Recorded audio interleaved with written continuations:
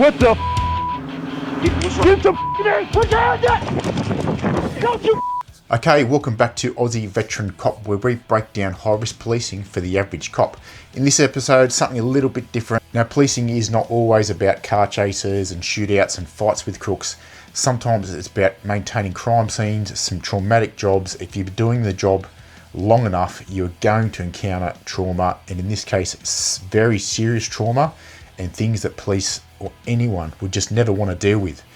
But it's really important that we have the skills and the knowledge to maintain crime scenes, to not interfere or jeopardise investigations down the track. My name's Matt. I was an operational cop for nearly 17 years, specialising in general duties, organised crime and training. I don't know everything there is to know about policing, but I can certainly share some knowledge. Now, one of my jobs dealing with organised crime, we were very often face to face with very, very serious crime and serious crime scenes, and including search warrants and other shooting related type crime scenes. Now, one of the things I learnt about crime scenes is crime scene preservation. I didn't learn much of that at the academy, and that's why I'm making this video, to arm police with more information they can use in terms of crime scene preservation. We're going to go through a video here by Explore With Us. It's a pretty bad job. Police have intercepted a vehicle, pulled it over, and then have made a pretty horrific discovery.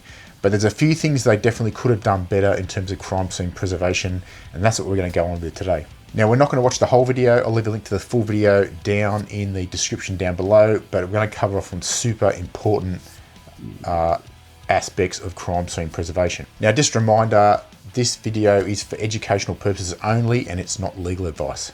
In Essex, Maryland, just after 11 p.m. on July 28, 2021, an officer with the Baltimore County Police Department approaches a vehicle for a traffic stop. How you doing? All right, you got your license and registration on you? Well, you know why I pulled you over? You know what the speed limit is? No. Okay. Speed limit is 35. Oh. And you was doing well over it. Oh, I'm sorry. I swear I only thought I was going 40. The driver, 33-year-old Nicole Michelle Johnson, hands over a state ID. Sitting beside her in the front seat is a friend who she calls BB. The officer heads back to his cruiser to run a registration, but the information doesn't quite check out. And playback vehicle requested not found or on file. Simple. So you don't have a driver license? No. Okay. And also, this vehicle is not even registered.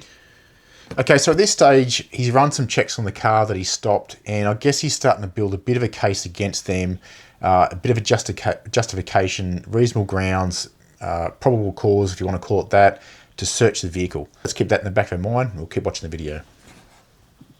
So those tags in there are fake tags. This car has to be towed. Yeah, you get everything out of it, but how long did you have this car? Probably like almost 30 days. As the officer returns to his cruiser to issue citations, Nicole and BB exit the vehicle. Nicole walks to the rear and opens the trunk, revealing several large bags tightly packed inside. Ms. Johnson. Okay, so there's two reasons why you don't want her walking around the car at this stage.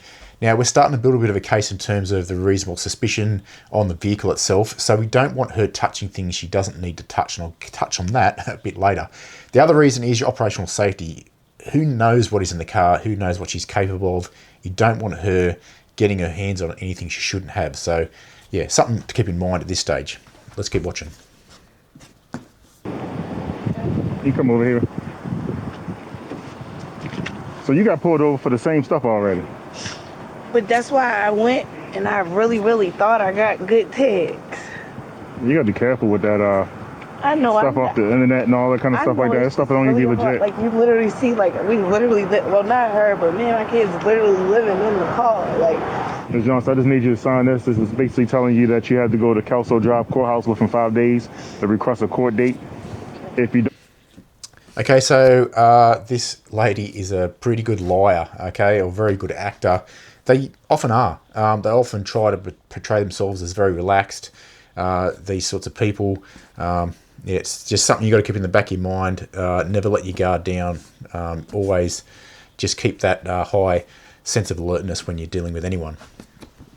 Don't request a court date within 5 days. They can issue a warrant for your arrest. This is not meant to guilt. Be here in 5 days. I swear to God. Please. Last day, like I can't go through anymore. Like, Can you just take me home, please? I can't. I can't take you. It's in the city. I can't go down there. There you go. This is not meant to guilt or just anything like that. Just basically saying I'm like. telling you, it's cool. I won't be here tomorrow. Tonight is my last night. What am I going to do? Like I swear to No, God. I still got to do my job until I explain to you. I know, but I'm just saying. So what I'm like, just explaining- I'm not even talking about in Baltimore. Watch tomorrow, y'all. We're gonna see me on the news. Y'all are gonna see me make my big paper.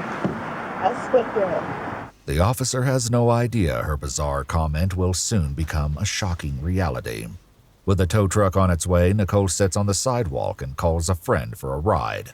You want to grab a couple of your things? Yes, please. Go ahead. Go ahead and do what you gotta do. I'm gonna do an inventory search of your car once you finish taking out what you want to take out. What's that inventory? So an inventory search is when I go through your car. For instance, say like you had $15,000 in the trunk of this car right now, and you taking it tow it and it's gone. Yo, I'm in the middle of nowhere, and they taking my car.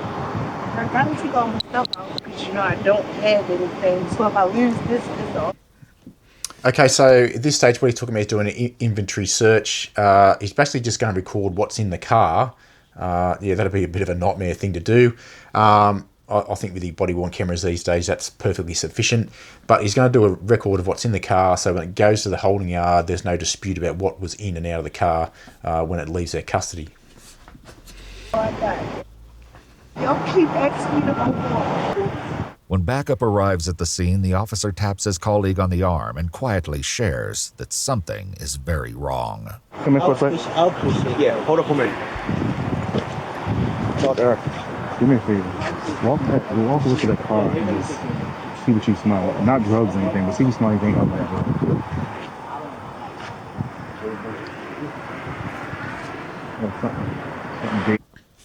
Okay, look, when you're dealing with yeah, there's dead bodies in this car. Okay, we're going to find that out. Now, when you're dealing with them, when you're doing the job long enough, you're going to smell it. It's a very, very distinct smell. It's really not enjoyable at all. It's not like a dead animal. It's very distinctive. And obviously, they're pretty sus on what's going on in this car. Let's see how they go from here. Now, you noticed before we keep going with the video, there's stuff already out of the car. Now, I'm assuming she's taken that stuff out of the car. While she's in your custody, you don't want her touching anything in the car. And we'll talk about this a little bit later. Did you move in your car? This way I live at. Put your head in.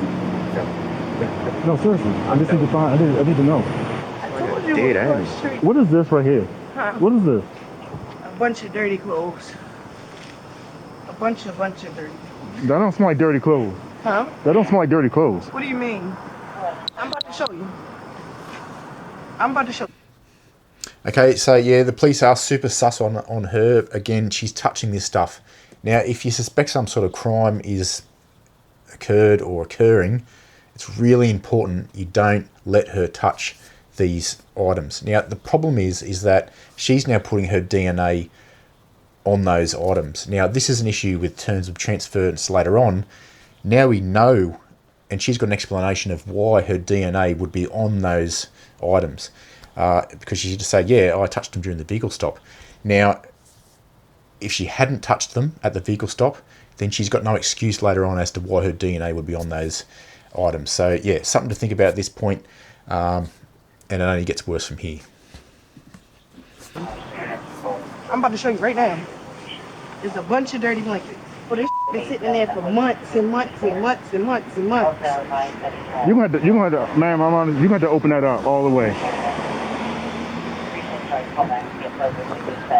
I'm about to open it up all the way. Yeah. So if you're conducting a search on a vehicle, which is what they're now doing, you've got to conduct the search. Even if you think it's disgusting, you've got to conduct it. Problem is, again, she's putting her DNA all over everything in this case, and she's got an excuse to have her DNA on it. You had to open it up all the way for me. Bugs and stuff all over it and everything. Because it's bugs and stuff over it and everything. I know, but I don't know what it is, though. The stench is unmistakable, but finding the source of the smell is easier said than done. as whatever is inside is buried beneath endless layers of plastic trash bags. Literally ripping through all the bags so we can see all the dirty stuff. I don't think that a guilty person would be doing it like this, bro.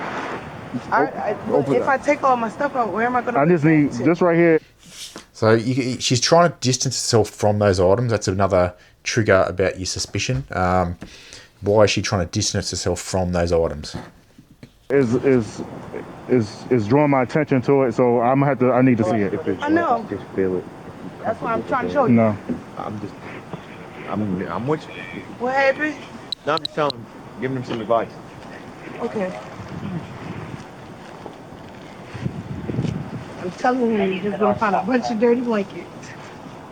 Yeah, but I need this. I need to know what that smell is. I am. I'm about to show you. Nicole turns to the officer for help, and he carefully begins cutting through the thick layers with a knife. You gotta get.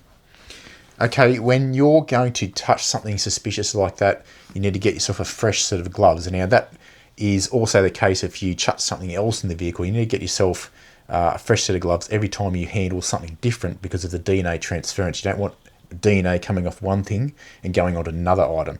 Now, I know of cases and been involved in cases where crooks have claimed that DNA was blown onto firearms, and that's how they've explained that their DNA was on a particular firearm. Now, yeah, the solicitors can argue this stuff in, and sometimes the courts buy it, so it's really important that in terms of crime scene preservation, you think about the transference of DNA and fingerprints.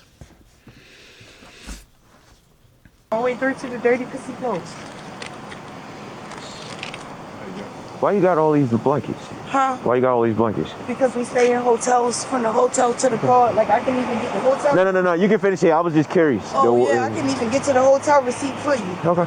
They want You ain't got to go through that. I was just curious. keep finding blankets. I ain't got one blanket. Keep finding. Oh, you can keep finding them. What? You see them right there as soon as you open the suit. Huh? Keep finding plastic. Oh, yeah, because as soon as you... Look, I think whether she's so relaxed and confident, she thinks that the police are going to see the blankets and just give up. But look, they're pretty thorough. But again, you've got to think about that forensic preservation, think about that DNA transference, and then have a whole box of gloves on hand so you keep changing gloves when you touch different things. open it, you gonna find them.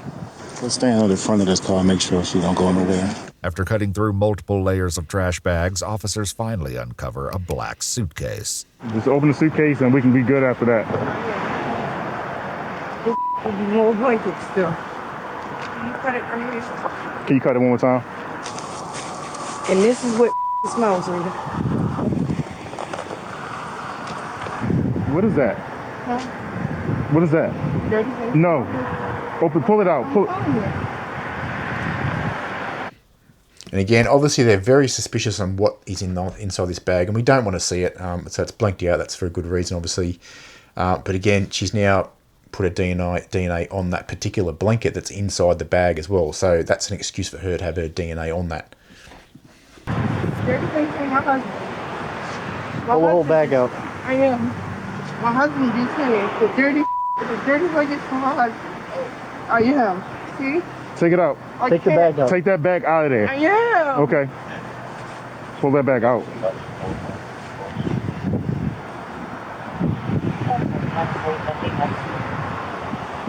There you go. Open that bag up.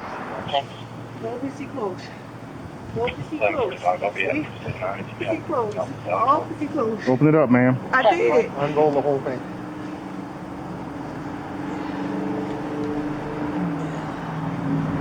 What? Open that up. Open that up. What the f? Get the f in! Put your hands up!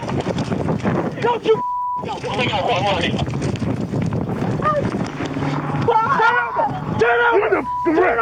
Turn over right now! You're under arrest! Don't you move! Don't you move!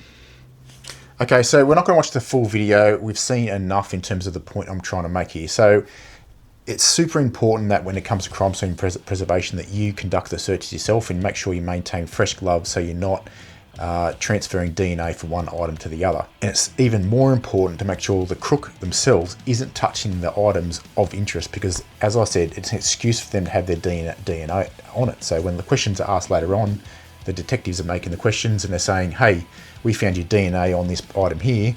Yeah, it's because I touched it. The police made me touch it and take it out for them.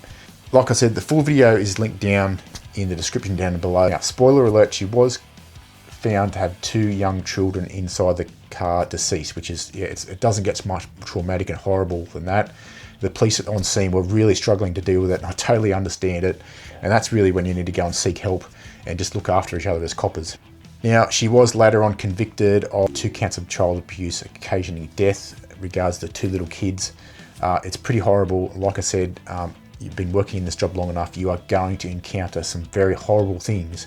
Maybe not these particular types of things, but you are going to encounter some horrible scenes and some horrible things that are going to be crime scenes, and you're going to have to deal with it. So it is super important that with these serious offences, you maintain those crime scenes professionally and that forensic integrity of the crime scene, so that can't be questioned later on. Okay, so if you found this interesting or helpful, do me a favour, click the like button just down there, subscribe to the channel if you haven't already, and we'll see you in the next one.